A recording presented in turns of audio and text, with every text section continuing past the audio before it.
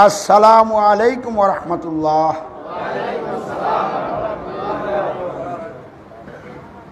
ইন্নাল হামদালিল্লাহি রাব্বিল আলামিন। নিশ্চয়ই সকল প্রশংসা একমাত্র রাব্বুল আলামিন আল্লাহর জন্য। নিখিল জাহানের রব সৃষ্টিকর্তা আল্লাহর জন্য আমরা প্রশংসা ঘোষণা করছি। সকলে বলি আলহামদুলিল্লাহ। দুরুদ ও সালাম পেশ করছি আল্লাহর রাসূল হযরত মুহাম্মদ সাল্লাল্লাহু আলাইহি ওয়াসাল্লামের উপর। কল্যাণ ও শান্তি বর্ষিত হোক আল্লাহর রাসূল হযরত মুহাম্মদ সাল্লাল্লাহু আলাইহি সাল্লামের সকল অনুসারী নারী পুরুষ ইমানদার ভাই বোনদের উপর। উপস্থিত অনুপস্থিত সকল মানুষ পরিপূর্ণ হেদায়েত লাভের মাধ্যমে দুনিয়ার জীবনে কল্যাণ শান্তি লাভ করুক, আর আখিরাতের জীবনে চিরসুখের স্থান, আসল বাড়ি, মূল বাড়ি, স্থায়ী বাড়ি, জান্নাত লাভ করুক। এই লক্ষ্যে আল্লাহ সকলকে ইমানি দায়িত্ব পালন করার তৌফিক দান করুক, বলেন আমিন। আজকের এই মাসিক সভা বিভিন্ন কারণে খুবই গুরুত্বপূর্ণ সভা। এই এলাকার লোকদের জন্য সৌভাগ্যের বিষয় হলো ইসলামী সমাজের কেন্দ্র এই কুশিয়ারা বাজারে। আবার এই এলাকার জন্য দুর্ভাগ্যের কারণ হলো এই এলাকায় কেন্দ্রীয় কার্যালয় আছে, এমন অবস্থায় লোকেরা ইসলামী সমাজকে গুরুত্ব দিল না। ইসলামী সমাজের কোরআন সুন্নাহ ভিত্তিক, দলিল ভিত্তিক এই সত্য কথাগুলিকে আগ্রহের সহিত আঁকড়ে ধরল না। এইটা আবার এলাকার লোকদের জন্য দুর্ভাগ্যের কারণ। কারণ যে এলাকায় সত্য কথা বলা হয়, বারবার মানুষ সত্যের আওয়াজ শুনে, এমত অবস্থায় যদি সত্যের দিকে আগে না আসে, তাহলে আল্লাহ রাব্বুল আলামিন তাদেরকে ধরে ফেলবেন। কিন্তু তারা বুঝি নাই, জানি নাই, শুনি নাই, এই কথা বলার আর কোনো সুযোগ থাকবে না। তাই এই এলাকার দলমত নির্বিশেষে, বিশেষ করে আমাদের এই কুশিয়ারা বাজারের এবং এই আশপাশের যেসব ভাই বন্ধুরা আছেন, আপনাদেরকে আমি উদাত্ত আহ্বান জানাচ্ছি, আপনারা মেহেরবানি করে কমপক্ষে আজকের এই মাসিক সভার গুরুত্ব দিয়ে আসুন এবং ভালোভাবে আন্তরিকতার সাথে শুনুন, বুঝুন এবং গ্রহণ করুন। নিজের কল্যাণে দায়িত্ব পালন করুন। যদি আপনারা তা না করেন, মৃত্যুর পর কবরের 3 প্রশ্নের উত্তর দিতে ব্যর্থ হন, তখন কিন্তু কেউ আপনার ওই দুর্দিনে আগে আসবে না। আপনার ব্যবসা বাণিজ্য, আপনার চাকরি নকি, আপনার জমি ক্ষেত, আপনার ভাই বন্ধু, আপনার দল, কেউ আপনার সাথে কবরে যাবে না।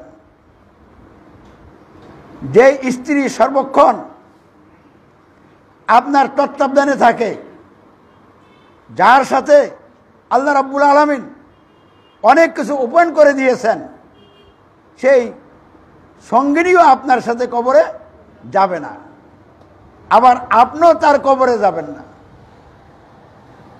যেই মাতা পিতা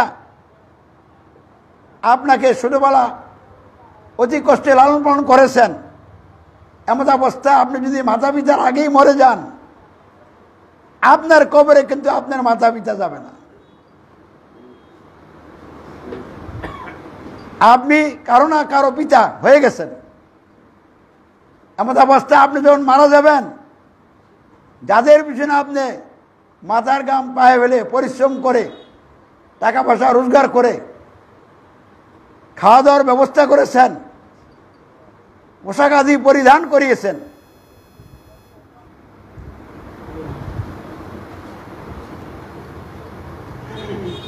তারাও কিন্তু আপনার কবরে যাবে না। যাবে? বহু টাকা পয়সা খরচ করে তারা যেন আরামের সাথে বসবাস করতে পারে এই জন্য সুন্দর করে বিল্ডিং দিয়েছেন, টাইলস করেছেন, ভিতরে ঢুকলেই মনটা আরামে ভরে যায়। কিন্তু এই টাইলস করা বিল্ডিং কিন্তু আপনার কবরে যাবে না। এই কথাগুলিকে স্মরণ করে আজকের এই মাসিক সভায় মেহেরবানি করে আপনারা চলে আসুন, কথা শুনুন, বুঝুন। আর যদি এতই ব্যস্ত হয়ে থাকেন, আসতে না পারেন, এতই মনে করেন যে এতদিন আসি নাই, এখন কিভাবে যাই, লজ্জা করে, আর এই লজ্জা আপনি ভাঙতে না পারেন, তাহলে যেখানে আসেন, দোকানে আসেন, এক জায়গায় তো আপনি আসেন, মাইকের আওয়াজ আপনি শুনতেছেন, আপনি মনোযোগ দিয়ে কথা শোনার চেষ্টা করেন। আল্লাহ রাব্বুল আলামিন আপনার জন্য বহু নাজ নেয়ামত আপনি দুনিয়া আসার আগেই ব্যবস্থা করে রেখেছেন। নেয়ামত বুঝেন নাকি? নেয়ামত কাকে বলে? মানুষ কথা বলে আল্লাহর নেয়ামত খাইলাম, কয়নি? এর অর্থ কি? আল্লাহর দান করা জিনিসটা খাইলাম। তাহলে নেয়ামত অর্থ কি? আল্লাহর দান করা জিনিস। এই চোখটা আল্লাহর তরফ থেকে আপনার জন্য নেয়ামত। কান, মস্তিষ্ক, আপনার অঙ্গ প্রত্যঙ্গ সবই আল্লাহর নেয়ামত। গাছপালা, তৃণলতা, পশু পক্ষী, আম জাম, লিচু, কাঁঠাল, আনারস ইত্যাদি ফল ফ্রুট যত কিছু আছে সব কিছুই আল্লাহর নেয়ামত। আল্লাহ আপনাকে এই নেয়ামতগুলি দান করেছেন। জোরে সোরে বলুন আলহামদুলিল্লাহ।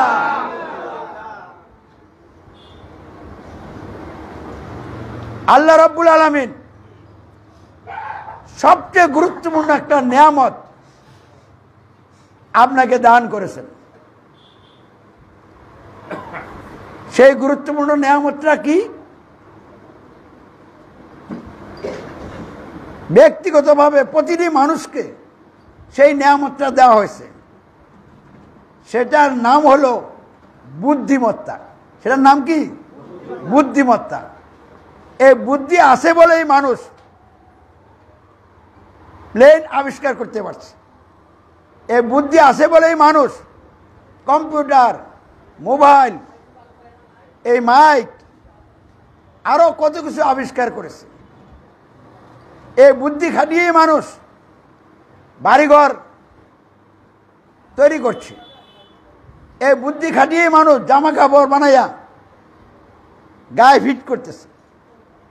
এই বুদ্ধি আছে বলেই মানুষ এই বুদ্ধি খাটিয়ে রুজি রোজগার করে নিজে খাচ্ছে, তার অদৃষ্ট লোকদেরকে খাওয়ার এবং পড়ার ব্যবস্থা করছে। যদি এই বুদ্ধি না থাকতো এবং এই বুদ্ধি কোনোভাবে লোপ পেয়ে যায়, ডিমোরালাইজড হয়ে যায়, তাহলে এই লোকটা অকেজু হয়ে যাবে। সে আর অন্যের জন্য কিছু কাজ করা তো দূরের কথা, নিজের জন্য আর কিছু করতে পারবে না। পাগলের প্রলাপ বকবে, নিজের দেহটাকেও সে যত্ন করতে পারবে না। তাহলে যেই বুদ্ধি আপনাকে আল্লাহ রাব্বুল আলামিন দিয়েছেন, এই বুদ্ধিটা এই পৃথিবীর মানুষ আজকে বন্ধক দিয়ে রেখেছে। বুদ্ধিটারে কি দিছে? বন্ধক দিছে, কর দিছে। সবচেয়ে বেশি বুদ্ধি বন্ধক এবং কর দিছে বাংলাদেশের মানুষ। তারা নিজেরা বোঝার চেষ্টা করে না, পরের বুঝের উপরে চলে। একজন নেতা নেতৃত্ব দেওয়ার লোভে এবং নেতৃত্বের মাধ্যমে নিজেকে পরিচিত করানোর জন্য এবং অবৈধভাবে নেতৃত্বের মাধ্যমে কারিগরি টাকা পয়সা অর্থ সম্পদ জোগাড় কইরা বুক বিলাস করার জন্য নয়সব বুঝাইয়া মানুষকে বিভ্রান্ত করতেছে। আর লোকেরা তার কথার ফাঁদে পড়ে জিন্দাবাদ জিন্দাবাদ বলতেছে, বোঝার চেষ্টা করছে না নেতা কি বলছে, আমাকে কোথায় নিয়ে যাচ্ছে, আমার দুনিয়া শেষ পরিণতি কি হবে, আর ফাইনালি আখিরাতের জীবনে কি হবে এ নিয়ে ভাবতেছে না। এক কাপ চা খাইয়া একটা সিগারেট পাইয়া এরপরে কয়েকটা টাকা পাইয়া যেটি দিয়া কয়েকদিন খালি একটু চাপান করতে পারবে, এরপরে তো শেষ। এগুলির জন্য নিজে বোঝার চেষ্টা করছে না, অন্যের বুঝের উপরে সে চলছে। এই লোকগুলি ওই নেতার কাছে তাদের বুদ্ধিকে বন্ধক দিয়া নিজেরা না বুঝা তাদের পিছনে চলছে। আবার তথাকথিত আলেম ওলামা পীর মাশায়েখ তাদের কাছে নিজের বুদ্ধি বিবেককে বন্ধক দিয়া তারা যেভাবে বলে সেইভাবেই শুনতেছে, আর তাদেরটাকেই বলা কওয়া কথাকে ইসলাম মনে করতেছে। এরকমও বিশ্বাস রাখছে যে পীর সাহেব যদি দুজকে যায় আমি দুজকে যাইতে রাজি আছি। তার কথার অর্থ কিন্তু এইটা না সে দুজকে যাইতে চায়, তার কথার অর্থ হলো এই, সে অন্ধভাবে এই পীর সাহেবের উপরে এমন বিশ্বাস আনছে যে যত কথাই বলো না কেন উনি তো জান্নাতে যাবেই, উনি শুধু যাবে না আমারে সুপারিশ করে জান্নাতে লয়ে যাবে। কারণ আমনে আইসা যেসব কথা বলছেন আমনের কথা শুন না আমরা তাদের কথা বাদ দিয়া সত্য সঠিক কথা আপনি বলবেন এটা মেনে নিবে, এটা হবে না। তাহলে উনি দুচোখে গেলে আমি দুচোখে যাই, তাহলে তার মানে হলো এমনভাবে বুদ্ধি বন্ধক দিয়ে রাখছে নিজে কিছুই আর বোঝার চেষ্টা করবে না, করছে না। তাহলে এইভাবে দলের নেতাদের কাছে ধর্মীয় গুরুদের কাছে মসজিদের ইমাম সাহেবের কাছে মানুষ তাদের বুদ্ধিকে এমনভাবে বন্ধক দিয়ে রাখছে যার কারণে আল্লাহর মনোনীত নেতা আমির কোরআন সুন্নাহর দলিলের ভিত্তিতে সত্য সঠিক কথা বলার পরেও তার কথাকে গুরুত্ব দেওয়া হচ্ছে না। এখনো কি কমপক্ষে এই এলাকার লোকদের জন্য সময় হয় নাই বুদ্ধি যে বন্ধক দিছেন এই বন্ধক সরাইয়া সত্য কথা সঠিকভাবে বোঝার জন্য উন্মুক্ত মনে কথা শুনবেন? আর কোন দিন সময় হবে? কারণ আপনাদের এলাকার সন্তান হিসেবে দীর্ঘদিন পর্যন্ত আপনাদের সাথে সাথে চলাফেরা করেছি, কাজ কাম করেছি, এবং এই এলাকায় বিভিন্ন গ্রুপের লোকেরা দলিল ভিত্তিক কথাগুলির বিরুদ্ধে ষড়যন্ত্র করে, অবশ্য অনেকেই না বুঝে ষড়যন্ত্র করছেন, বিরোধিতা করেছেন।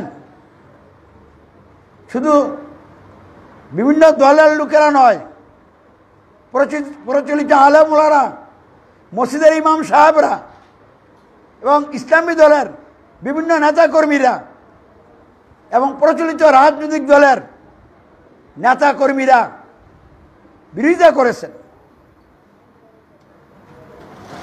তারপরে প্রশাসনের লোকেরা সরকারের নির্দেশে তাদের সকল প্রকার সরঞ্জাম নিয়ে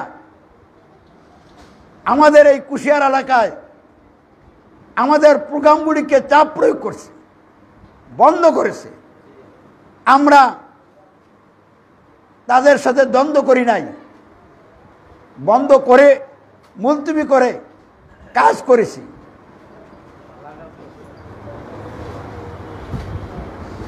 2015 সালে ইসলামী সমাজের অবস্থান কর্মসূচিকে কেন্দ্র করে কয়েক প্লাটুন পুলিশ এখানে আসছিল। টিয়ার সেল সহ একটা সভাকে বন্ধ করার জন্য, লোকদেরকে প্রয়োজনে গ্রেপ্তার করার জন্য, জেলে নেওয়ার জন্য যা কিছু দরকার ছিল সব কিছু নিয়ে তারা হাজির হয়েছিল।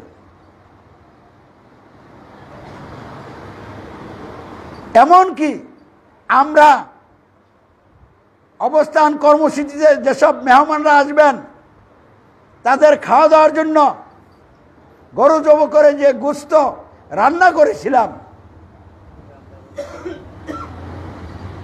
এই রান্না করা গোশত লোকদেরকে খাওয়ার জন্য সুযোগ দেওয়া হয় নাই। এমনকি যে গোশতগুলি রান্না করতে পারি নাই, এই গোশতগুলি রান্না করার সুযোগ দেওয়া হয় নাই। দীর্ঘদিন পর্যন্ত এই রান্না করা খাবার না, যে কাঁচা গোশত ছিল ফ্রিজে রেখেছিলাম, সেইগুলিও মসজিদেও খাওয়ানোর সুযোগ তারা দেয় নাই অনেক দিন পর্যন্ত। পরবর্তীতে আমরা বিভিন্ন অনুষ্ঠানে, দিবসগুলিতে হিকমত কৌশলের মাধ্যমে এই গোশতগুলি খাওয়ানোর ব্যবস্থা করেছি। তাহলে সরকার এবং প্রশাসন আমাদের এই অবস্থান কর্মসূচির প্রতি কি পরিমাণ রাগ করছিল, ক্ষিপ্ত হয়েছিল, এখন পরিস্থিতিতে আপনারা হিসাব নিকাশ করে দেখেন। তাহলে এইসব ঘটনাগুলি এখানে ঘটে গেছে। 2003 সালে গ্রেপ্তার করে জয়েন্ট ইন্টারোগেশন সেলে আমাদেরকে নেওয়া হয়েছে।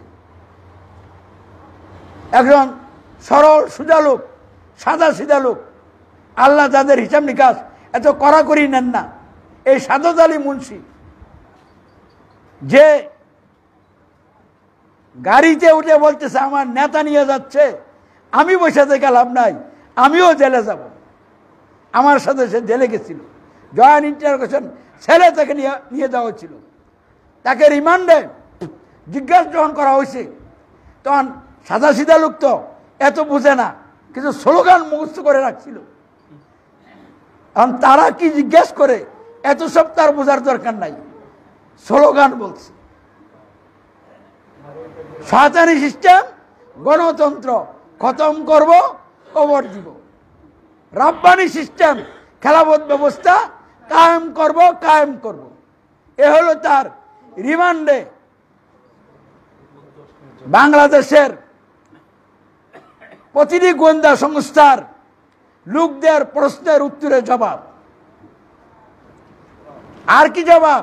আল্লাহু আকবার, আল্লাহু আকবার, সার্বভৌমত্ব একমাত্র আল্লাহ। তাহলে এই লোকটা বুঝলো, এই লোকটা জয়েন্ট ইন্টারোগেশন ছেলে গেল, ওখান থেকে বেরোয় আসে তার মর্যাদা সমাজে বেড়ে গেল। বলেন আল্লাহু আকবার। তাহলে এই এলাকার বহু লোক আছেন, আপনারা সাদত আলী মুন্সির মতো বুঝতে পারলেন না। হায় রে কপাল, কি হবে জাতির মানুষের। আফসোস আপনাদের জন্য। কিসের তাহলে আপনারা ঘুরতেছেন? কোন ষড়যন্ত্রের জালে আপনারা বন্দী হয়ে আছেন? কে আপনাদেরকে আপনাদের অনন্তসীম পরকালের জীবনকে ধ্বংস করার জন্য শয়তানি চক্রান্তের জালে বন্দী কইরা আপনাকে ধ্বংস করে দিচ্ছে? তাই আসুন ধ্বংসের হাত থেকে নিজেদেরকে রক্ষা করি। সেই লক্ষ্যে আপনাদের উদ্দেশ্যে আজকে আমি কিছু কথা বলতে যাচ্ছি। এই কথাগুলি বলার জন্য একটা ভূমিকা দিছিল, এটা ছিল আমার ভূমিকা। এই ভূমিকাটা থেকেই বুঝে নেওয়া দরকার আজকে কি আলোচনা হইতে পারে। আজকের আলোচনার বিষয় হলো ইসলাম নিয়ে বিভ্রান্তির বেড়াজালে বন্দী হয়ে ধুকে ধুকে মরছে বিশ্বের মানব সমাজ। অশান্তির আগুনে জ্বলছে মানব সমাজ, যার কারণে তাদের পরকালের জীবন নিশ্চিত ধ্বংস।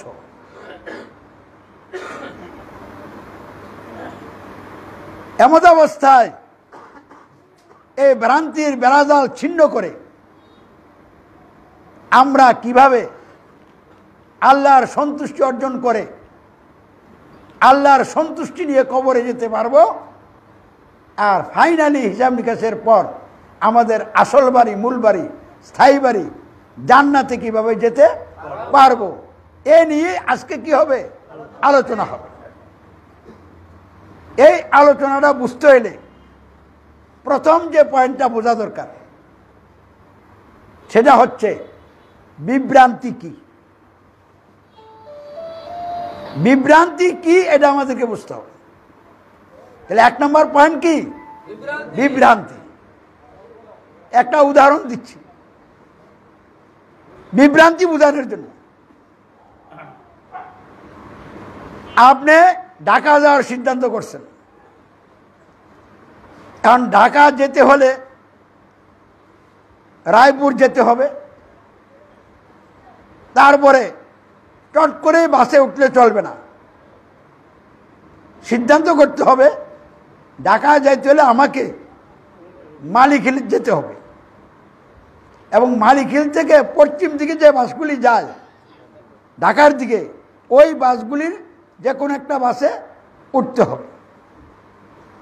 অথবা আমাকে রায়পুর থেকে একটা বাসে উঠে ইলেরগঞ্জ যেতে হবে, ইলেরগঞ্জে ওই বাস থেকে নেমে রাস্তার দক্ষিণ পাশে যে পশ্চিম দিকে ঢাকার দিকে যে বাসগুলি যাচ্ছে এ ধরনের একটা বাসে আমাকে উঠতে হবে।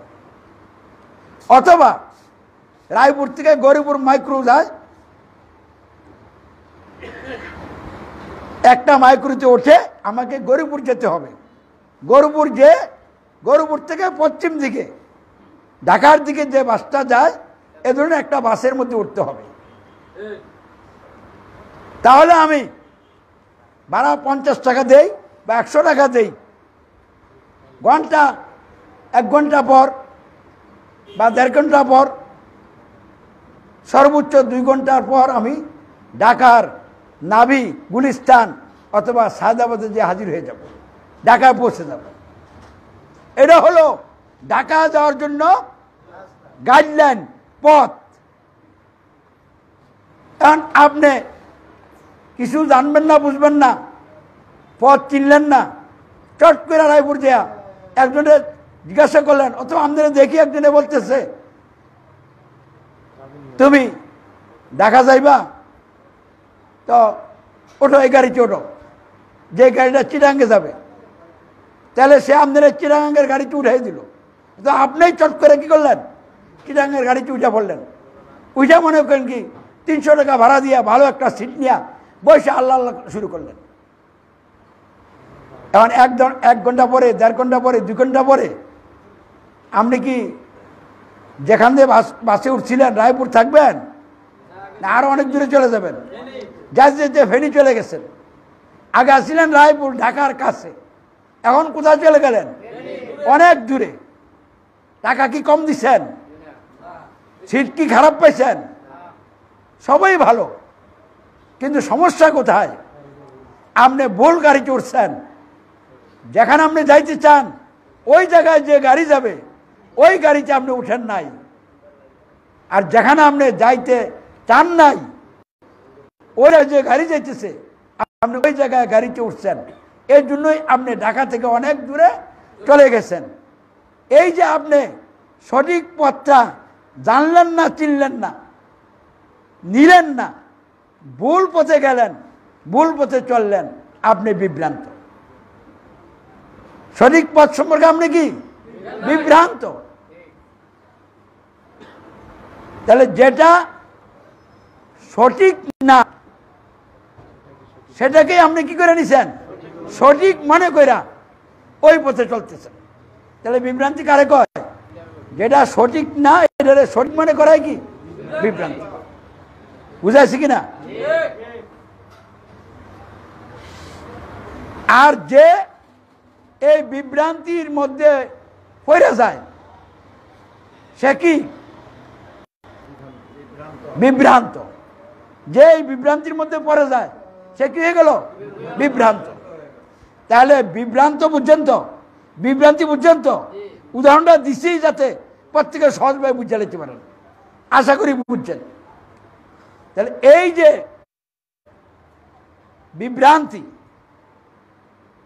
যেটা ঠিক নয় এটারে ঠিক মনে করা, যেটা জান্নাতের পথ নয় এটাকে জান্নাতের পথ মনে করা, এটা বিভ্রান্তি কিনা? যেটা জান্নাতের পথ না, যেই পথে চললে জান্নাতে যাওয়া যাবে না, যেই পথে চললে জাহান্নাম হবে ঠিকানা, আপনি ওই জাহান্নামের পথে চলে যদি মনে মনে ভাবেন জান্নাতে যাওয়া যাবে, তাহলে ওই পথে কি জান্নাতে যাওয়া যাবে? তাহলে এটা জান্নাতের পথ না, অথচ আপনি মনে করতেছেন কি এটা জান্নাতের পথ। এইটাই বিভ্রান্তি। বুঝে আসছি কিনা? তাহলে এখন আমরা জানতে চাই ইসলাম কি।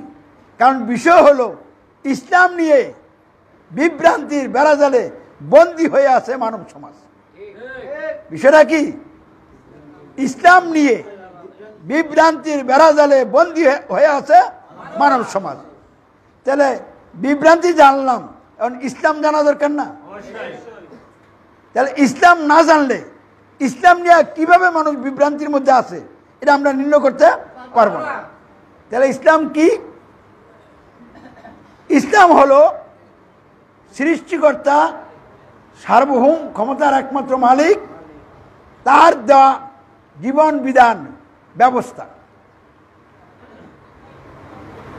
মানুষের সমাজ, রাষ্ট্র গঠন এবং পরিচালনা সহ গোটা জীবনকে গঠন এবং পরিচালনা করার জন্য প্রয়োজনীয় সকল আইন বিধান সম্বলিত ব্যবস্থা।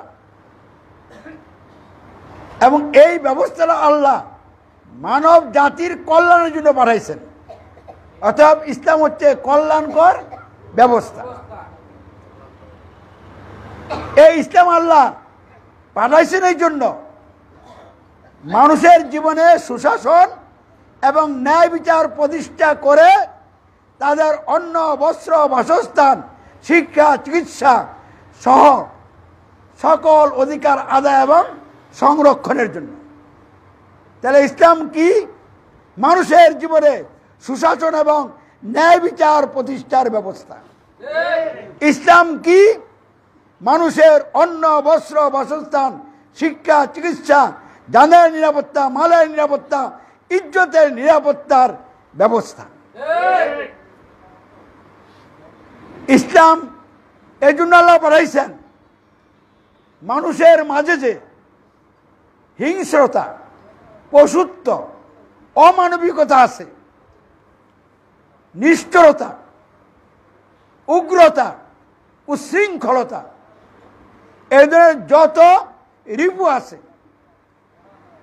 যেগুলি মানুষকে মানুষ বানায় না, গরু, ছাগল, শ্রীগাল, কুকুর, বিড়াল, গাধা, শুয়োর, বাঘ, সিংহ, বরং এর চারও নিকৃষ্ট বানায়। এইগুলি থেকে মানুষকে মুক্ত করে মানুষের মধ্যে উদারতা, ভালোবাসা, আন্তরিকতা। একজন ক্ষুধার্ত মানুষের কথা শুনলে নিজের খাবার সামনে হাজির থাকার পরও নিজে না খেয়ে ওই ক্ষুধার্ত মানুষটাকে খাবার দিয়ে দিবে, একজন গরিব মানুষ তার ছেলেকে বিবাহ করাইতে যদি টাকা না থাকে, তার মেয়েকে বিবাহ দিতে যদি টাকা না থাকে, তাহলে অন্যান্য সকল মানুষ তার এই দুর্দিনে তার পাশে দাঁড়িয়ে সে যেন বুঝতে না পারে সে অসহায়, সে দুর্বল, সেভাবে তার যাবতীয় বিষয়ের সমাধান করে দিবে। এই কাজটা করার জন্য ইসলাম আল্লাহ পাঠাইছে। তাহলে মানব জীবনের সকল সমস্যাবলীর সমাধানের ব্যবস্থা হচ্ছে কি? ইসলাম।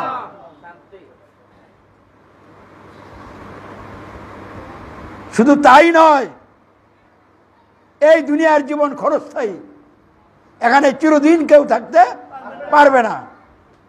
এখানে সুখও আছে, দুঃখও আছে। আখিরাতের অনন্ত অসীমকালে জাহান্নাম হচ্ছে চির দুঃখের স্থান, আযাবের জায়গা, শাস্তির জায়গা, আর জান্নাত হচ্ছে চির সুখের স্থান। জাহান্নামে দুঃখ আর দুঃখ, দুঃখের পর দুঃখ, খালি দুঃখ, সুখ বলতে কিছু নাই। আর জান্নাতে সুখ আর সুখ, দুঃখ বলতে কিছু নাই। তাহলে দুনিয়ার থেকে ওই জীবনটা আলাদা নেই। তাহলে এই দুনিয়ার জীবনে আপনার সারা জীবন খালি দুঃখে যাবে এরকম না, সুখও আসবে, দুঃখও আসবে। দুঃখ আসার পরে আবার সুখের রাস্তা খুলবে। তো ওইখানে দুঃখের মধ্যে পড়ে গেলে সুখের কোনো দেখা হবে? তাহলে ওই চির দুঃখের স্থান জাহান্নামের আগুন থেকে রক্ষা পেয়ে, আগুনের যন্ত্রণা থেকে রক্ষা পেয়ে, আসল বাড়ি, মূল বাড়ি, স্থায়ী বাড়ি, যেখানে আমি চিরদিন থাকবো, ওখানে আমার খাওয়া দাওয়া সহ, বসবাস করা সহ সব প্রয়োজন পূরণের জন্য সুন্দর শান্তিপূর্ণ ব্যবস্থা আল্লাহ প্রস্তুত করে রেখেছেন। ওইখানে যাওয়ার জন্য যেই নিয়ম কানুন দুনিয়া মেনে চলতে হবে, সেই নিয়ম কানুনের ব্যবস্থা হচ্ছে ইসলাম। এর বড় ইসলাম নিবেন না কেন? ইসলাম কি আমাদের ক্ষতির লেগাইছে? কারণ হলো আপনি ইসলাম বুঝেন না, এই জন্যই নিচ্ছেন না। বুঝলে অবশ্যই ইসলাম কি করতেন? নিতেন। তাহলে ইসলামটা কি বুঝাইছে কিনা? আরো সময় নিয়ে কথা বললে অনেক সময় লেগে যাবে। এই জন্য আমি আর লম্বা না করে ইসলামটা কি এই মর্মে যে কথাগুলি বললাম এইটুকুই বুঝেন না, তাহলে তো আপনি বলবেন ইসলামই আমার দরকার। শুধু আমার না, আমার পরিবারের, আমার সমাজের, আমার রাষ্ট্রের, সারা বিশ্বের মানুষের জন্য ইসলামই দরকার, ইসলামই হইতে হবে। এই জন্য আমরা ইসলামের একটা সংজ্ঞা বাংলা ভাষায় বিশ্বের মানুষের জন্য, জাতির মানুষের জন্য পেশ করেছি। সেই সংজ্ঞাটা কি? মানব জাতির সমাজ ও রাষ্ট্র সহ সমগ্র জীবন গঠন এবং পরিচালনা করার জন্য সার্বভৌম ক্ষমতার একমাত্র মালিক সৃষ্টিকর্তা আল্লাহ প্রদত্ত প্রয়োজনীয় সকল আইন বিধান সম্বলিত কল্যাণকর পরিপূর্ণ একমাত্র জীবন ব্যবস্থাই হচ্ছে ইসলাম। তাহলে ইসলামে কিভাবে ঘুমাইবেন এটা আসেনি? কিভাবে ঘুম থেকে উঠে কি বলবেন আসেনি? কিভাবে খাবেন, কিভাবে মলমূত্র ত্যাগ করবেন, মলমূত্র ত্যাগ করার পরে কিভাবে পবিত্র হবেন, তারপরে ছেলে মেয়ে কিভাবে লালন পালন করবেন, রুজি রোজগার কিভাবে করবেন, সমাজ কিভাবে গঠন করবেন, সমাজ কিভাবে পরিচালনা করবেন, রাষ্ট্র কিভাবে গঠন করবেন, পরিচালনা করবেন, বিদেশে যাইতে হলে কিভাবে যাবেন, ওই দেশে যে কি করবেন, এই সব বিষয়ের নিয়ম কানুন ইসলামে আছে না নাই? ইসলামে অবশ্যই আছে।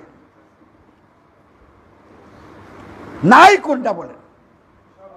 নাই বলতে কিছু নাই, সবই ইসলামে আছে। ছোট বড় সব বিষয় ইসলামে আছে। এই জন্য ইসলাম কি? পরিপূর্ণ জীবন ব্যবস্থা। আল্লাহ বলেন বিসমিল্লাহির রহমানির রহিম, ইন্নাদ-দীনা ইনদাল্লাহিল ইসলাম, নিশ্চয় আল্লাহর নিকট একমাত্র গ্রহণযোগ্য ব্যবস্থা হচ্ছে ইসলাম। আল্লাহ যে ব্যবস্থা বাড়াইছেন, কল্যাণকর ব্যবস্থা, পরিপূর্ণ ব্যবস্থা, মানুষের সমাজ রাষ্ট্র গঠন পরিচালনা সহ জীবনের সকল দিক বিভাগ পরিচালনা করার জন্য প্রয়োজনীয় সকল নিয়ম কানুন বিধান ব্যবস্থা বাড়াইছেন। এরই নাম হচ্ছে কি? ইসলাম।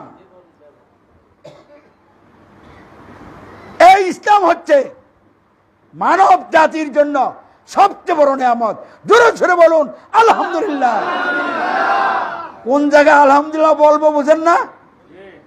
কারণ এত বড় নিয়ামত পাইলেন, আল্লাহ দিলেন, এখানেই তো আলহামদুলিল্লাহ বলতে হবে। আল্লাহ বলেন বিসমিল্লাহির রহমানির রহিম,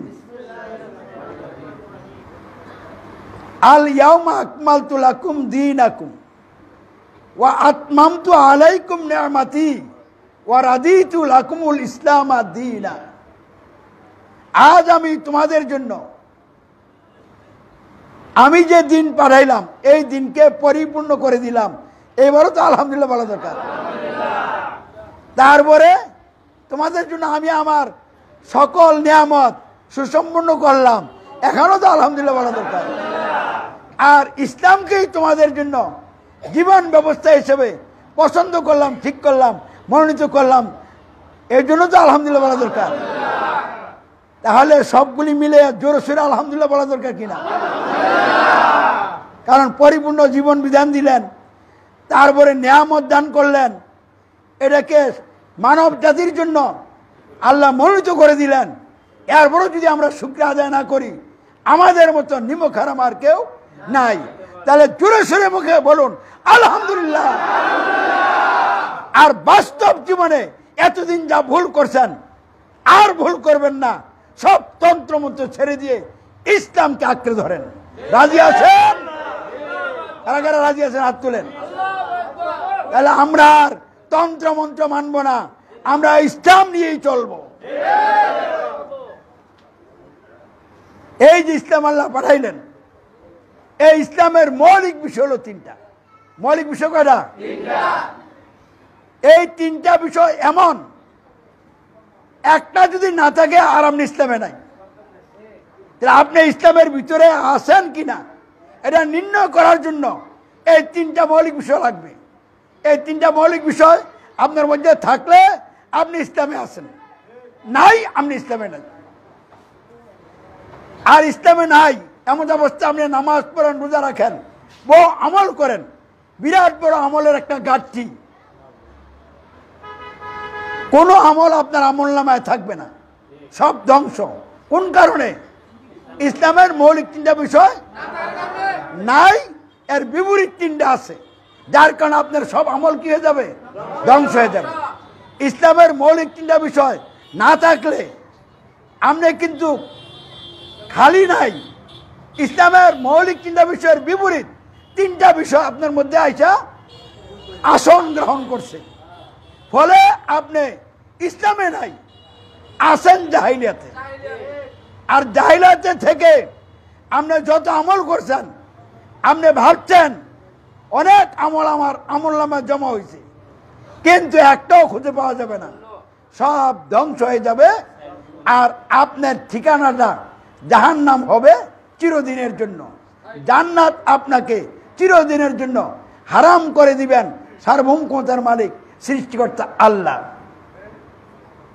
তাহলে এই তিনটা মৌলিক বিষয় খুব জানা জরুরি নেই।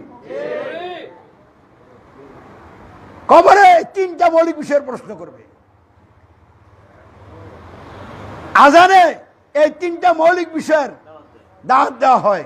আল্লাহু আকবার, আশহাদু আল্লা ইলাহা ইল্লাল্লাহ, আশহাদু আন্না মুহাম্মাদ রাসূলুল্লাহ। কয়টা বিষয়? আল্লাহু আকবার, লা ইলাহা ইল্লাল্লাহ, মুহাম্মাদুর রাসূলুল্লাহ। এরপরে বলে সালাতে আসো। তো সালাত আগে না এই তিন বিষয় আগে? এই তিন বিষয় সালাতের সাথে থাকলে এটা নেক আমল হবে। এই তিন বিষয় আপনার রোজার সাথে থাকলে রোজাটা নেক আমল হবে। এই তিন বিষয় আপনার দানের সাথে থাকলে ওই দানটা নেক আমল হবে। এক কথায় যে আমলটা আপনি করবেন ওই আমলটার সাথে এই তিনটা বিষয় থাকলে আপনার ওই আমলটা কি হবে? নেক আমল হবে। আর এই তিনটা বিষয় যদি থাকে আপনার দুর্বলতার কারণে, অযোগ্যতার কারণে, শয়তানের ষড়যন্ত্রের কারণে, দুনিয়ার লোভ লালসার কারণে চলার পথে আপনার কিছু যে গুনাহ হয়ে যাবে, এই তিনটা বিষয় থাকার কারণে আল্লাহ এই গুনাহগুলি মাফ করে দিয়ে আপনাকে জান্নাতে নিয়ে যাবেন। জোরে সরে বলুন আলহামদুলিল্লাহ। তাহলে তিনটা বিষয়ের কারামতিটা বুঝছেননি? এই তিনটা বিষয়ের চেয়ে আর বড় কারামতি কিচ্ছু নাই। তাহলে এই তিন বিষয়ের প্রথম বিষয়টা কি? প্রথম বিষয়টা হলো আল্লাহর প্রতি ঈমান। বলেন প্রথম বিষয় কি? এখন আল্লাহর প্রতি ঈমানটা কি? আল্লাহর প্রতি ঈমান হচ্ছে আল্লাহর রুবুবিয়াতে তাওহীদ।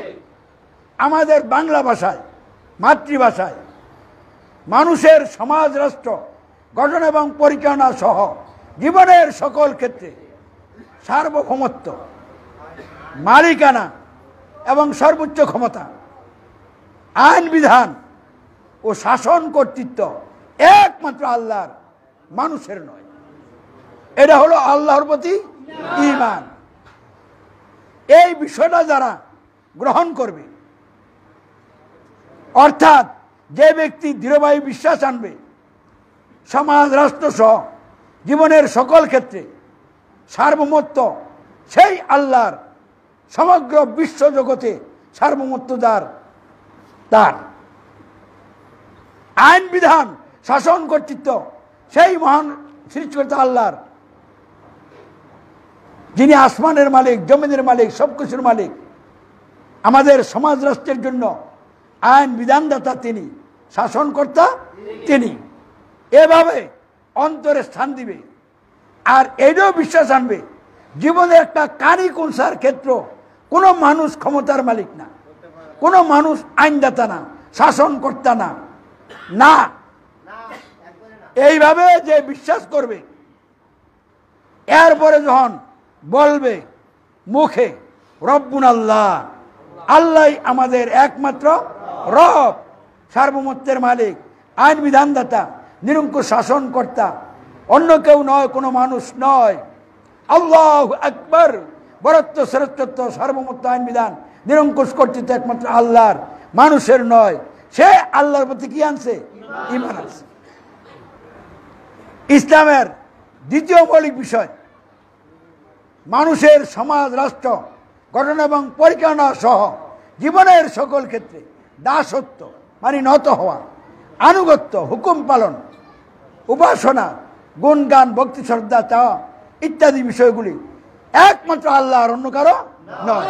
দাসত্ব কার? আনুগত্য কার? হুকুম পালন কার করতে হবে? উপাসনা কার করতে হবে? আর কারো? কোন মানুষের, কোন দেবদেবীর? এটা হলো ইসলামের দ্বিতীয় মৌলিক বিষয়।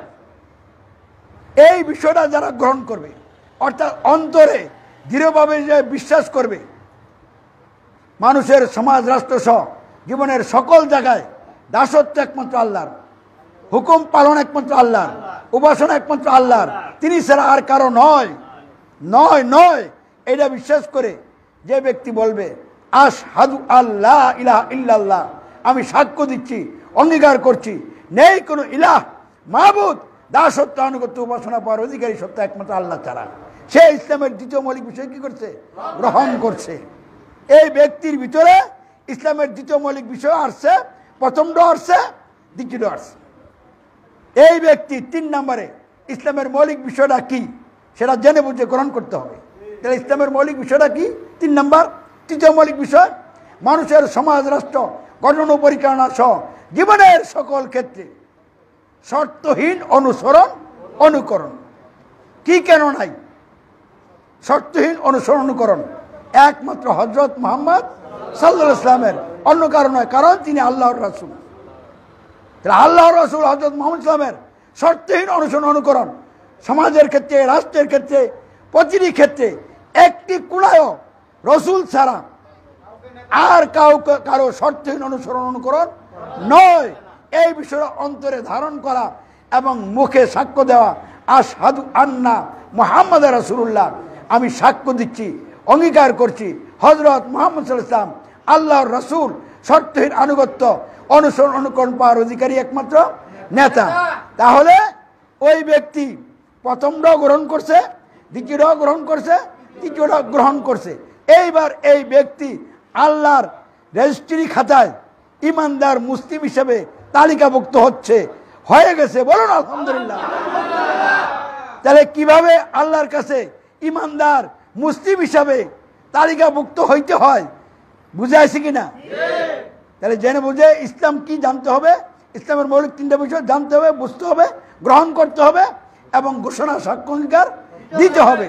তাইলে সে ইমানদার মুসলিম হিসাবে আল্লাহর নিকট গ্রহণযোগ্য হবে। এইবার সালাত করবে, আরো আবাদত করবে। এই আমলগুলি তার আমল নামায় নেক হিসাবে উঠবে। চলার পথে ভুলভ্রান্তি হয়ে গেলে এগুলি মাপ হবে বিভিন্নভাবে। কিভাবে হবে এটা বলতে গেলে অনেক সময় লাগবে। মাপ হবে।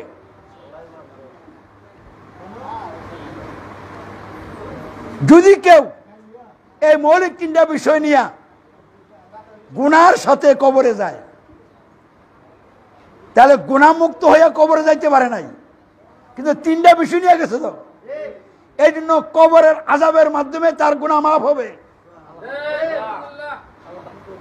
কবরের আযাবের মাধ্যমে গুনাহ মাফ হইতে হইতে সারা দুনিয়া কিয়ামত হইয়া আদালত কায়েম হয়ে গেছে। এখন আদালতের সামনে হাজির হইছে, দেখা যাইতেছে গুনাহ আরো রয়ে গেছে। এইবার তাকে জাহান্নামে নিক্ষেপ করা হবে। যেই পরিমাণ গুনাহ তার আমলনামা রয়ে গেছে, এই পরিমাণ শাস্তি ভোগ করার পরে তার গুনাহ মাফ হয়ে যাবে। এইবার সে জান্নাতে চলে আসবে, যেহেতু তিনটা মৌলিক বিষয় তার মধ্যে আছে।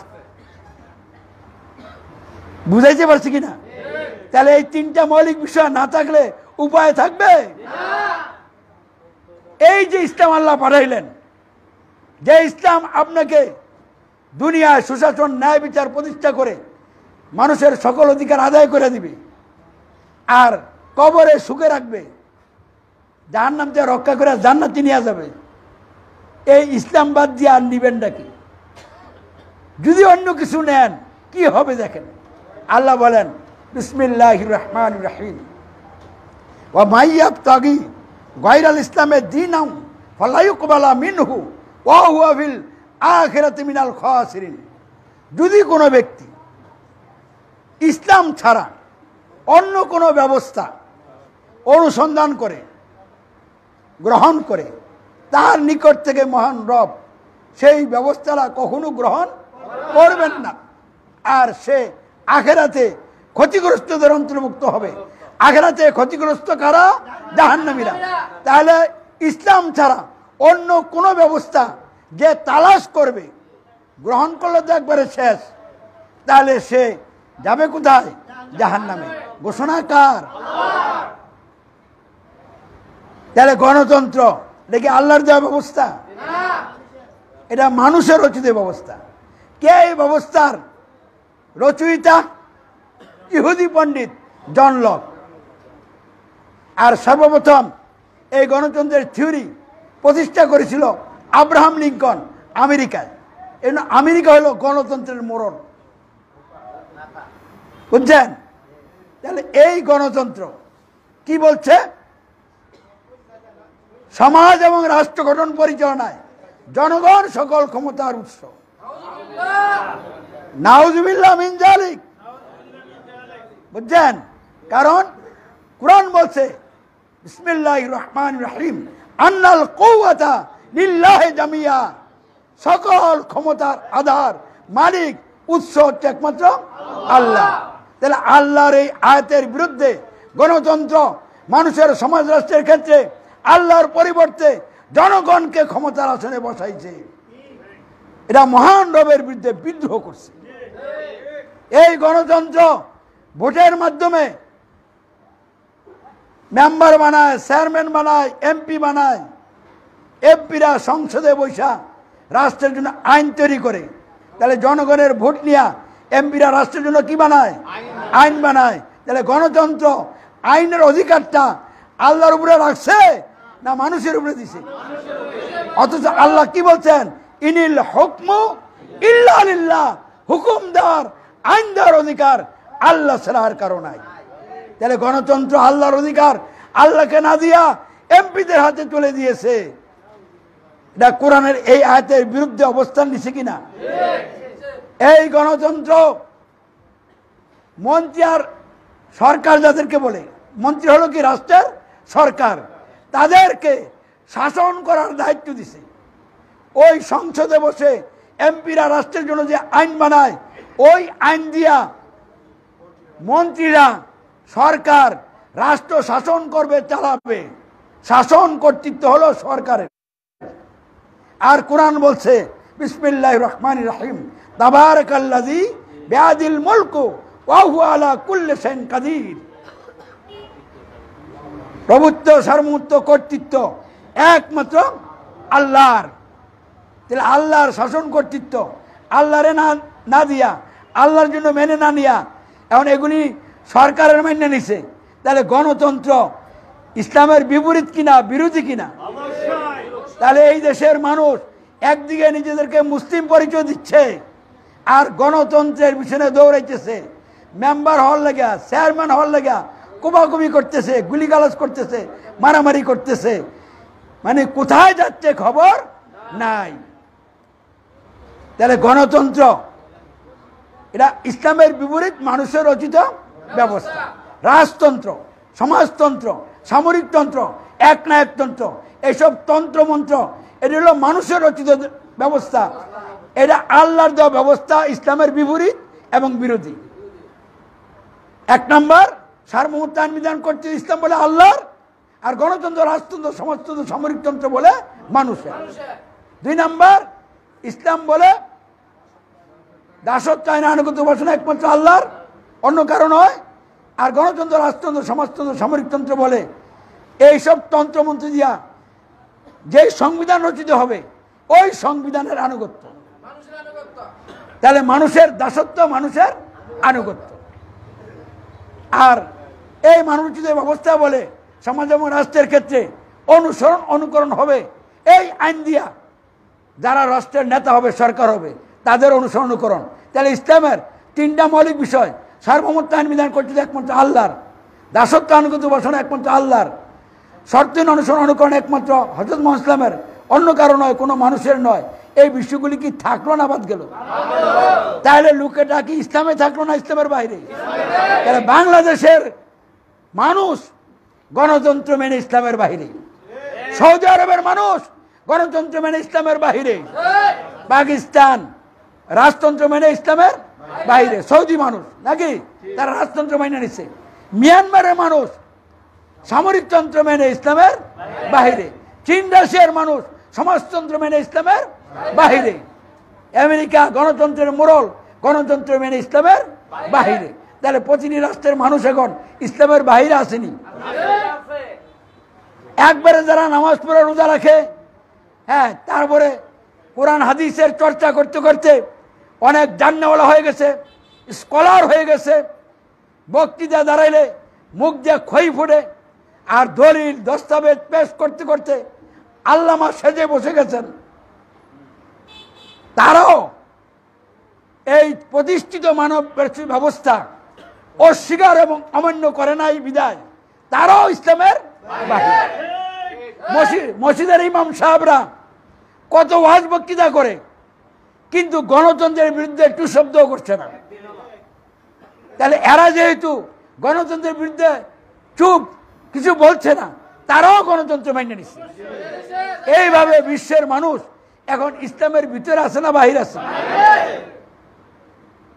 তাহলে আমি এখন আপনাদেরকে প্রশ্ন করতে চাচ্ছি, ইসলামটা কি গুটি কয়েকজন মানুষের জন্য আসছে না বিশ্বের সকল মানুষের জন্য?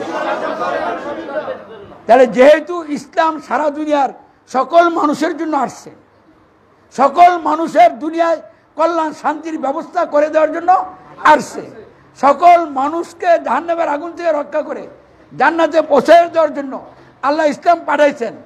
তাহলে ইসলামটা কি কোনো গোষ্ঠীর, কোনো দলের, কোনো দেশের, না সারা দুনিয়ার সকল মানুষের জন্য। তাহলে আজকে যারা দুনিয়ায় হিন্দু ধর্মের লোক, বৌদ্ধ ধর্মের লোক, খ্রিস্ট ধর্মের লোক, আবার যারা নাস্তিক, তারা মনে করে ইসলামটা যারা মুসলিম পরিচয় দেয় তাদের জন্য, আর মুসলিম পরিচয় যারা দেয় তারা মনে করে ইসলামটা আমাদের ধর্ম, এটা হিন্দুদের না। আর নামাজ রোজা কতিপয় আচার অনুষ্ঠান, এটার নাম ইসলাম। আর সমাজ রাষ্ট্রে যখন যে ব্যবস্থা মানুষ বানাইয়া চালাবে আমরা সেটাই মানব। তাহলে মুসলিম অমুসলিম সকলেই সকল মানুষের জন্য কল্যাণকর ব্যবস্থা, পূর্ণাঙ্গ ব্যবস্থা হিসেবে এটা কি বুঝে গ্রহণ করছে?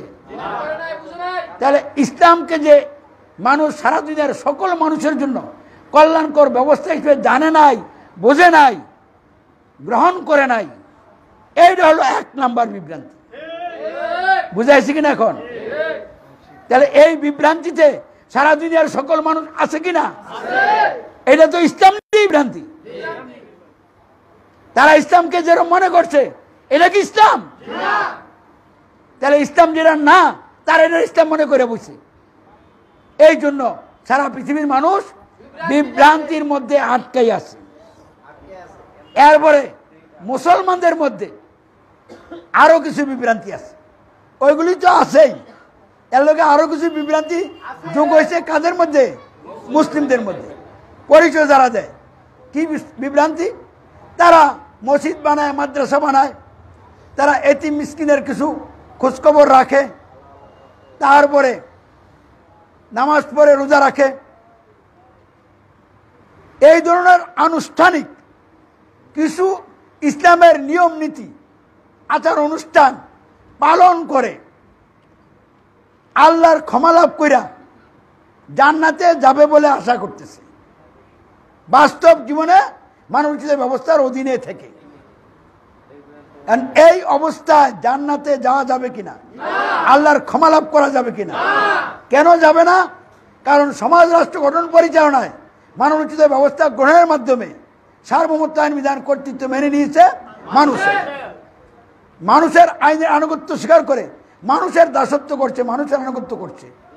ফলে তারা সার্বভৌমত্ব আইন বিধান কর্তৃত্ব আল্লাহর অমান্য করছে, এটার নাম হলো কুফর।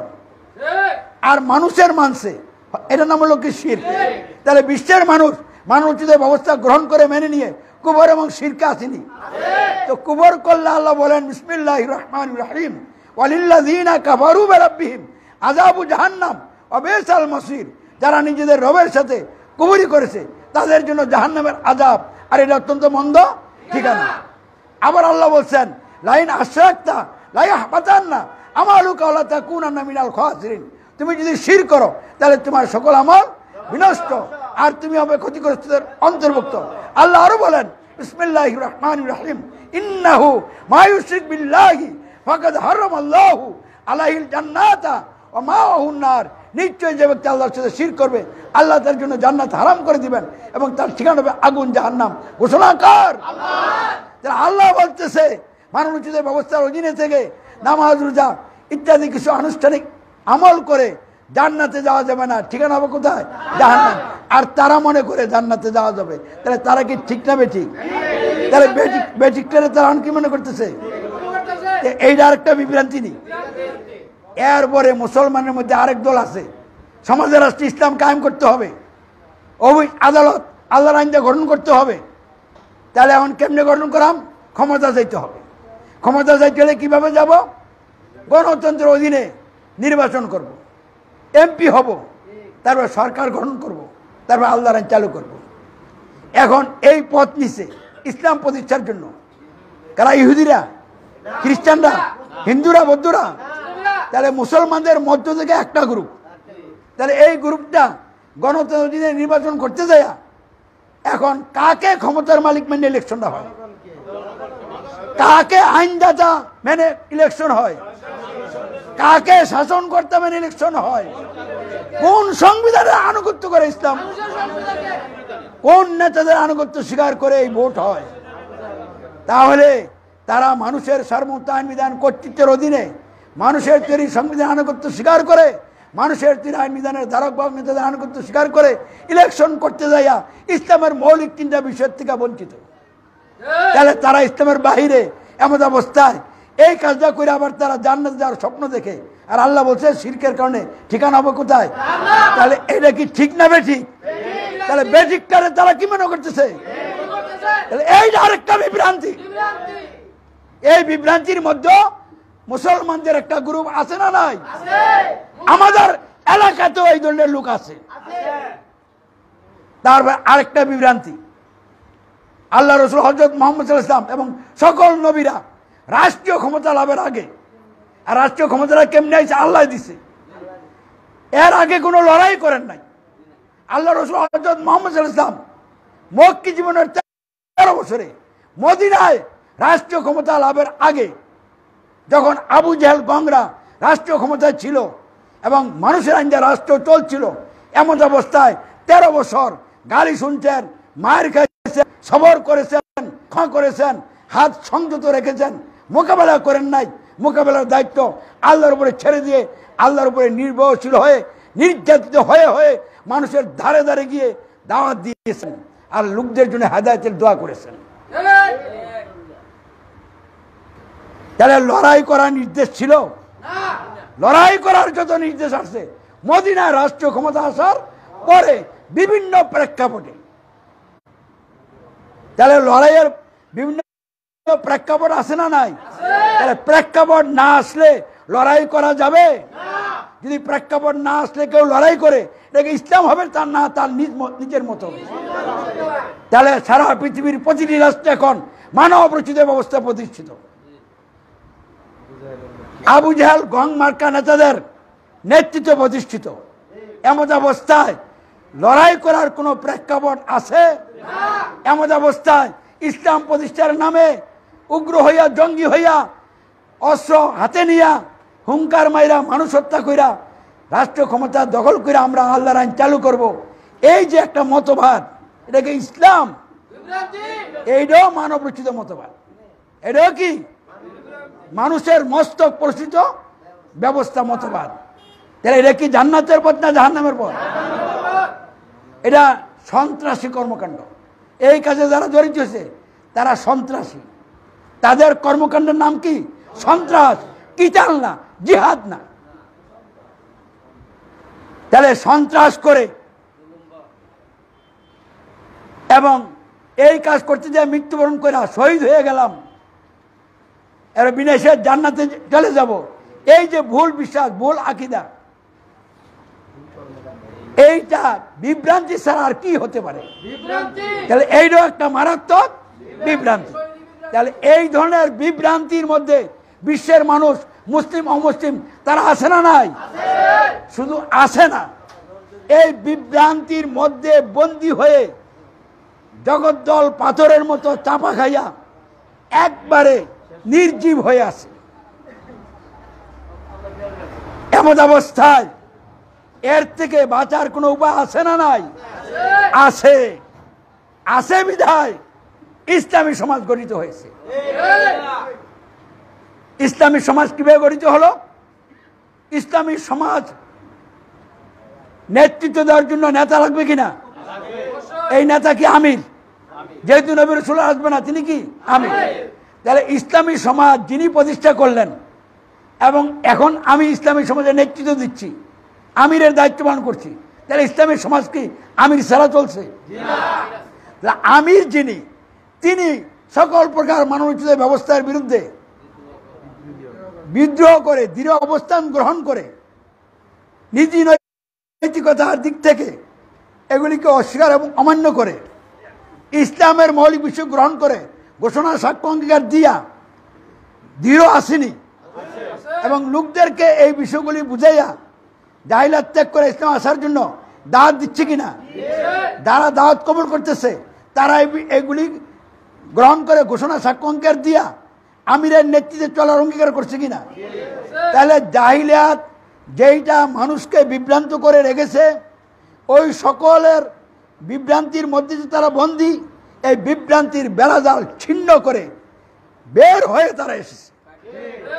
কুড়ি জাল দিয়ে খেয়াও দিচ্ছেন, এখন মনে করেন কি বহু মাছ কুনি জালের চাপে পড়ছে, এখন একটা টেরা মাছ এই বন্দির মধ্যে সে থাকবে না, সে এদিকটা ডুস মারে ওদিকটা ডুস মারে, এরপরে এক ডুস দিয়া জাল ছিঁড়া বেরিয়ে গেছে। তাহলে জাল ছিঁড়া বেরোয়ার মতো সাহস যার আছে সে বেরোইতে পারে কিনা? ইসলামী সমাজের নেতা কর্মীগণ, সদস্যা ভাই বোনেরা বিভ্রান্তির বেড়াজাল ছিন্ন করে ইসলামের সুশীতল ছায়াতলে আশ্রয় গ্রহণ করে ইমানের পথে গিয়ে চলছে। জোরে জোরে বলুন আলহামদুলিল্লাহ।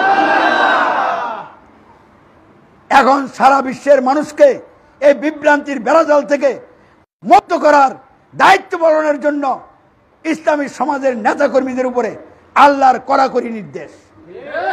কারণ তোমরা যেহেতু জাল ছিন্ন ভিন্ন করে বের হয়ে গেছো, সব বেড়াজাল থেকে বের হইয়া তোমরা ইসলামের পথে চলে আসছো, এখন তোমাদের উপরে দায়িত্ব সমাজে রাষ্ট্রে ইসলাম প্রতিষ্ঠা করে সকল বিভ্রান্তির জাল ছিন্ন ভিন্ন করে দিতে হবে।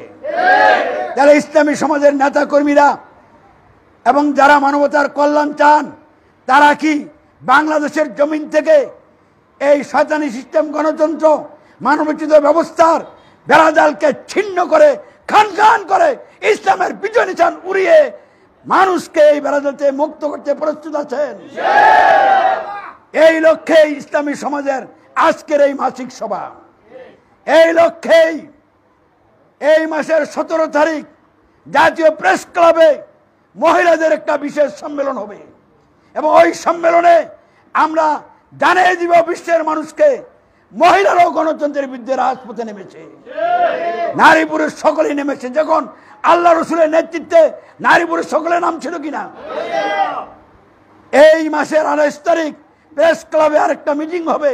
ওই প্রেস ক্লাবের মিটিং থেকে ডিসেম্বরে রাজধানীর গলিতে গলিতে দিনের দাস সরিয়ে দিয়ে সারা দেশের মানুষের কাছে সত্যের দাওয়াত পৌঁছে দেওয়ার জন্য, গণতন্ত্রের দাওয়াত ছিন্ন ভিন্ন করে দেওয়ার জন্য কর্মসূচির মাধ্যমে কাজ হবে ইনশাল্লাহ। ওই কাজের জন্য 28 তারিখ কর্মসূচি ঘোষণা করা হবে। এইভাবে সারা দেশের আলেম ওলামা পীর মাশায়েখদের কাছে দাওয়াত পৌঁছানোর জন্য 4টি গ্রুপ তৈরি হয়ে গেছে। এই গ্রুপ মাইক্রো ভাড়া করে সারা দেশের প্রত্যেক জেলা, মানে বিভাগীয় শহর, গুরুত্বপূর্ণ জেলা শহরে যাবে, আলেম ওলামাদেরকে, ইসলামী দলের নেতাদেরকে এবং দাওয়াত দিবে, পৌঁছে দিবে। এই কর্মসূচিকে বাস্তবায়ন করার জন্য 1 কোটি টাকা বাজেট। বাজেট কত? এই 1 কোটি টাকা বাজেটে এরকম কিছু ভাই বন্ধু চাচ্ছি, নারী পুরুষ চাচ্ছি, যারা সাহস করে কিছু বেচা বিক্রি করে হলো 1 লাখ টাকা দিবেন, পারলে আর একটু বেশি দিবেন। আর যারা এইটুকু পারবেন না, 1000, 2000, 5000, 10,000, 50,000 যে যা পারেন দিবেন, কেউ দূরে থাকবেন না। আর এই কুশিয়ারাবাসীর আওয়ামী লীগ, বিএনপি, জাতীয় পার্টি যত দল আছে, ইসলামী দল, সকলের প্রতি আমার উদাত্ত আহ্বান, আপনারাও পিছিয়ে থাকবেন না। এই 1 কোটি টাকা বাজেটে সকলের টাকা পয়সা দিবেন। আপনাদের এই টাকা পয়সার কারণে আল্লাহর রহমত আপনাদের প্রতি আসতে পারে। আপনারা একটা সময়ে গণতন্ত্র ছেড়ে দিয়া ইসলামের এই আন্দোলনে সামিল হয়ে যেতে পারবেন। তখন আখিরাত থেকে আপনারা জাহান্নাম থেকে রক্ষা পেয়ে জান্নাতের অধিবাসী হয়ে যাবেন। এই জন্য সকলকে আমি আন্তরিকভাবে এই আহ্বান জানাইলাম। প্রত্যেকের আমি কল্যাণ চাই, মুক্তি চাই। আজকের এই মাহফিল আমার জন্য কুশিয়ারা এলাকায় দীর্ঘদিন কাজ করার পর এখন ঢাকা যাচ্ছি। কোথায় যাচ্ছি? অফিস নিয়ে নিছি পল্টনে। 1 তারিখ আমি অফিসে উঠে গেছি, দায়িত্বশীলদের বৈঠক হয়েছে। আগামী শনিবার মহিলাদের একটা ক্লাস আছে। ওই ক্লাস করে আমার পরিবারের মধ্যে যারা বিবাহ শাদী করে নাই, মেয়েদেরকে দেওয়া হয় নাই, ছেলেদের করানো হয় নাই, তাদেরকে নিয়ে আমি ওখানে যাচ্ছি ইনশাল্লাহ। এবং রাজধানীকে ইসলামের দাওয়াত দেওয়ার জন্য টিম নিয়ে মাঠে নামতেছি। আল্লাহ কবুল করুক, বলেন আমিন। আপনাদের সাথে চলাফেরা, ওঠা বসায়, হ্যাঁ, দিনের খাতিরে বহু কথা বলেছি, কোনো সময় রাগ করেছি, কোনো সময় একটু চাপ দিয়েও কথা বলেছি। আপনাদেরকে ভালোবাসি, মহব্বত করি, এই জন্য বলছি। কেউ যদি আমার কথায়, আচার ব্যবহারে মনকষ্ট হয়ে থাকেন, আপনারা সকলে আমাকে ক্ষমা করে দিবেন। কারণ ঢাকা আমি যাচ্ছি এই নিয়তে বাংলাদেশের মানবরচিত ব্যবস্থা মূলোৎপাটন করে ইসলামকে বিজয়ী করার জন্য আমি আমার যা কিছু আছে সব কিছু উদার করে দিব। আমার জীবনটাও দেওয়ার ব্যাপারে আমার কোনো কৃপণতা নেই। আমি শাহাদতের আকাঙ্ক্ষা নিয়ে যাচ্ছি যে আল্লাহর ইচ্ছা থেকে আমাকে যে দিন কাম করাবেন তাহলে আল্লাহ করাবেনই, কেউ ঠেকাই রাখতে পারবে না। আর যদি আল্লাহর ইচ্ছা না থাকে আমার দিয়ে করাবেন তাহলে আমার দিয়ে হবে না। তাই বলে কি আমি বসে থাকবো? আমাকে কাজ করতে হবে না? আখিরাতে তো বাঁচতে হবে। তাহলে দিন কাম আমার দিয়ে হোক বা না হোক, এটা আল্লাহর ইচ্ছার ব্যাপার।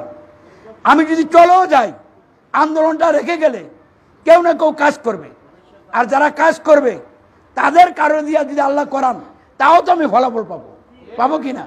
তাহলে আখিরাতের জন্য আমি এই সিদ্ধান্ত নিয়েছি, রাজধানীতে দিনের দাওয়াত চতুর্দিকে ছড়িয়ে দেওয়ার জন্য শান্তিপূর্ণ কর্মসূচির মাধ্যমে আমি চূড়ান্ত পদক্ষেপ নিব। যদি আল্লাহ আমার শাহাদত মঞ্জুর করে থাকেন তাহলে আপনাদের কাছে আমার আল্লাহর ইচ্ছা হলে ক্ষত বিক্ষত লাশটা আসবে, বুঝছেন?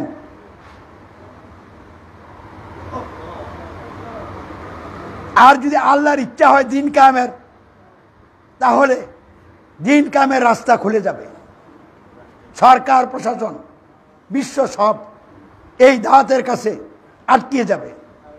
আল্লাহর পক্ষ থেকে বিশেষ রহমতের দরজা খুলে যাবে। তো শাহাদত বরণ করি, এটাও রহমতের দরজা। এই জন্য যাদেরকে নিয়ে যাচ্ছি তাদেরকে বলছি আমরা দিনের দাওয়াত দিব শান্তিপূর্ণ কর্মসূচির মাধ্যমে। যেই বাধা দেখ না কেন, কারো বাধা আমরা মানব না। কারণ দিনের পথে চলার ক্ষেত্রে কারো বাধা মেনে নিলে তাহলে দিনের কাজই তো বন্ধ হয়ে যাবে। কারণ এই বাধা অমান্য করার কারণে আমাদের উপরে যত কিছু আসুক না কেন আমরা মাঠে থাকবো ইনশাল্লাহ। শহীদ হয়ে গেলেও মাঠে আছি, রক্তক্ষরণ হচ্ছে, আরেকজন ভাই রক্ত দেখেও বলবে আমার এই ভাই গেছে যেই পথে আমি আছি সেই পথে। তাহলে ডিসেম্বরে কি হবে না হবে আল্লাহ ভালো জানে। কিন্তু আমরা সত্য কথাটাকে চতুর্দিকে সরাই দেওয়ার জন্য কর্মসূচি বাস্তবায়নের জন্য আমি ঢাকা যাচ্ছি, বাড়ি বিল্ডিং করার জন্য না। এতদিন করি নাই, আর এখন কি করব? সব নিজ হাতে এগুলিকে আমি কি করে দিছি, ছিন্ন করে দিছি। যদিও দুনিয়া কামানোর জন্য আমার অনেক রাস্তা খোলা ছিল, আমি কোনো রাস্তায় যাই নাই। আমি ইসলাম প্রতিষ্ঠার কাজে আসি, আপনাদের সাথে আসি, দিনকে বিজয়ী করার জন্য দলমত নির্বিশেষে সকলকে কাছে টানি নেওয়ার জন্য চেষ্টা করছি। আমার কোনো শত্রু নাই। যারা শত্রুতামি করবেন তাদেরও আমি ভালোবাসি, তাদের আমি বন্ধু। তারা আজকে না বুঝলো একদিন বুঝতে পারবে। আল্লাহ সকলকে বোঝার তৌফিক দান করুক, বলেন আমিন। ওয়া মা আলাইনা ইল্লাল বালাগ। সকলকে আন্তরিক সালাম। আসসালামু আলাইকুম ওয়া রাহমাতুল্লাহ।